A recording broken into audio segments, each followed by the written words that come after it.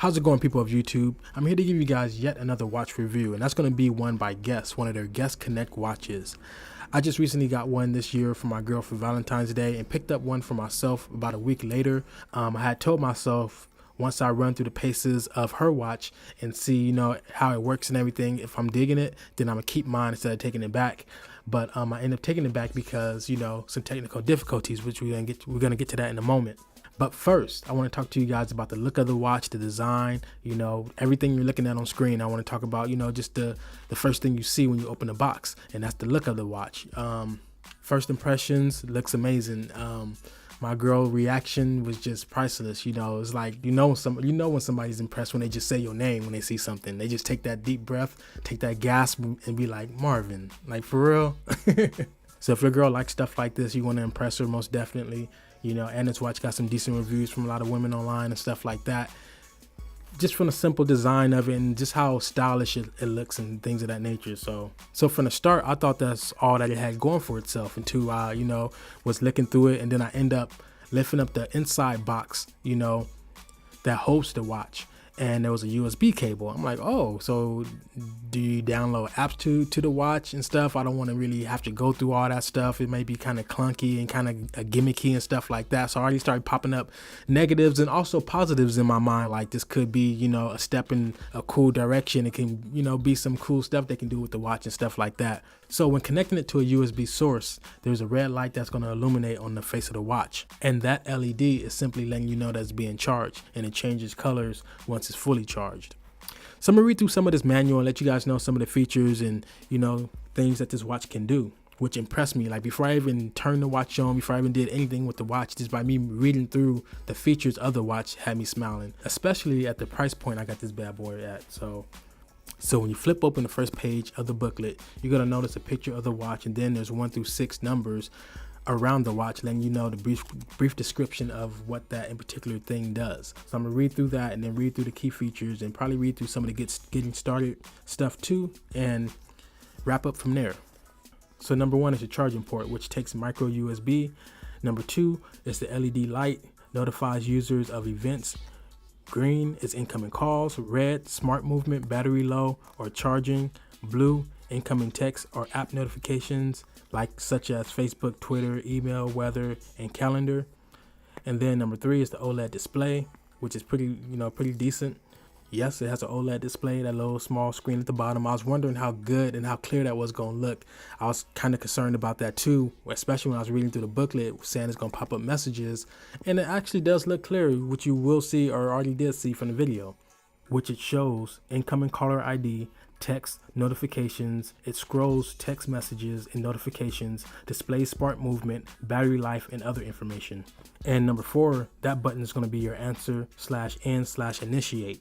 Number 5, sets and change analog time, which is your regular time. You can use that without plugging up USB power. That runs off a regular watch battery. So that's your regular watch analog time.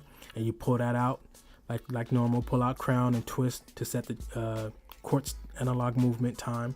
And number 6, bottom button rejects incoming calls, toggle through volume, and accesses the menu. So I'm gonna read through the key features, which is gonna be kind of a repeat of what I already, but they kind of worded different and some extra stuff with it. So place and answer phone calls, be notified when incoming calls, text, emails, calendars, and social media events with a vibration and LED light. Now that is a cool feature. The watch does vibrate. I was like, what?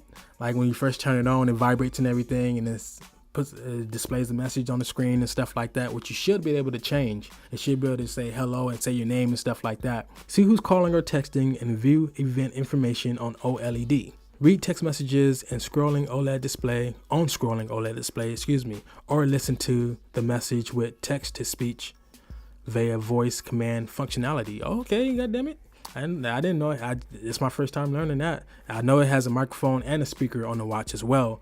As you see from the close-up shots, your boy's grabbing that, what I'm saying? Your boy got the professional B-roll jumping off, But anyways, dictate and send text messages with speech to text via voice command. Okay, it got that too. So that's why it has the speaker on the microphone. I mean, the microphone on the watch. What am I talking about?